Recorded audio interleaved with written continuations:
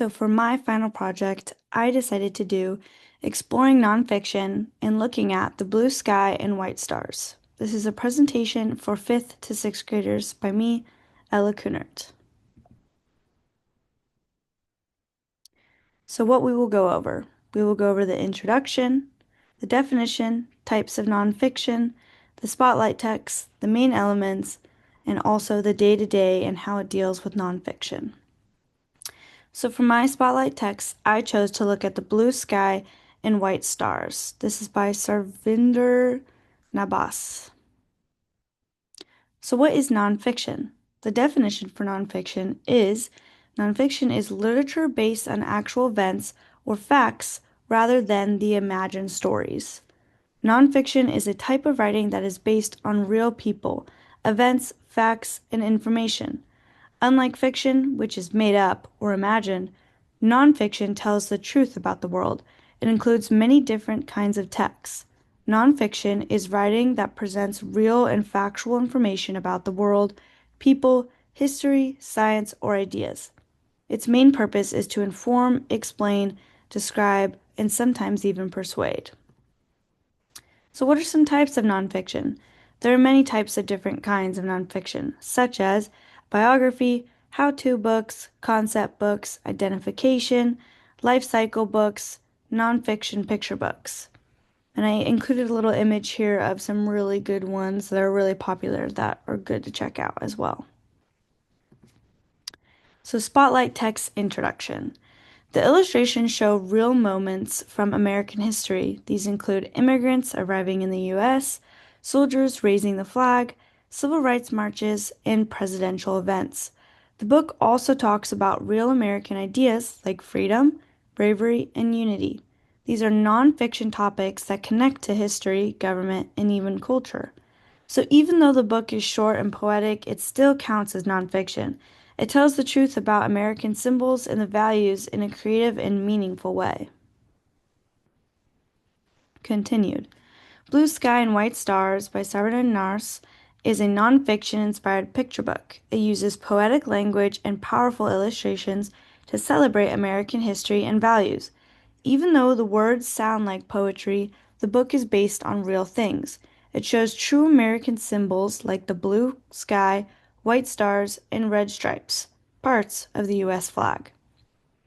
I began this book thinking of the deep blue sky dotted with white stars that early immigrants to this country saw as they boarded ships headed towards religious freedom in the New World.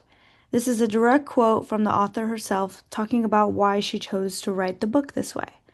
This picture book uses minimal text and powerful illustrations to draw on the parallels between America and its flag. What are some main elements of nonfiction? We have facts, which is true information that can be proven, real people and events. Nonfiction is about actual people and things that really happened. The author's purpose. The writer's goal usually is to inform, explain, or persuade. Text features, things like headings, photos, captions, and charts that can help readers understand the text. And structure. How is the text organized, such as in order, by cause and effect, or by problem/solution? These elements in spotlight text. Facts that books use real symbols of the U.S., like the American flag and real moments from American history. The real people and events. The illustrations show real things. Immigrants coming to America, soldiers raising the flag, and people marching for civil rights. The author's purpose. The author's purpose is to celebrate American ideals like freedom, unity, and diversity, and to honor the people who built the nation. The text features. Why it doesn't have typical features like charts or captions, the illustrations act as a visual text that support the meaning of these short phrases. And then lastly, the structure. The book is structured in short poetic lines, but each one of these are paired with an image that reflects American history or symbols in a very meaningful way. Now to think about what we've talked about so far. Make sure to discuss the importance of diversity and representation in the book. And what do you notice about the words and pictures, and how do the illustrations help tell this story? Looking at nonfiction in everyday life. Nonfiction is a big part of everyday life because it helps us learn and make decisions, and even understand the world around us. We can use nonfiction when we read textbooks or articles to learn new things, check product reviews before buying something, or stay updated with the news. It also helps when we follow instructions like recipes or how-to guides to cook or fix things. Nonfiction allows us to better understand history, science, and different cultures, giving us a clearer view of the world. Plus, nonfiction is important for work and school when we write emails, reports, or presentations like this one. Overall, nonfiction is everywhere and helps us stay informed, solve problems, and communicate with others. Incorporating nonfiction into everyday life. Make sure to talk to your neighbor about how you can use nonfiction in your day to day. By forming a practice of reading articles that educate or teach you something practical, you may integrate nonfiction into your everyday life.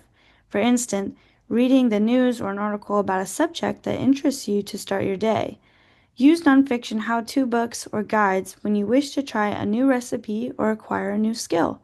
To learn about topics like physics, history, or current affairs, use nonfiction books or even films. When writing emails, papers, or presentations at work or school, focus on using factual and accurate material. Regular use of nonfiction helps you stay informed, make wiser choices, and you can now learn new things in your everyday life. Thank you guys so much for listening, and here are my sources.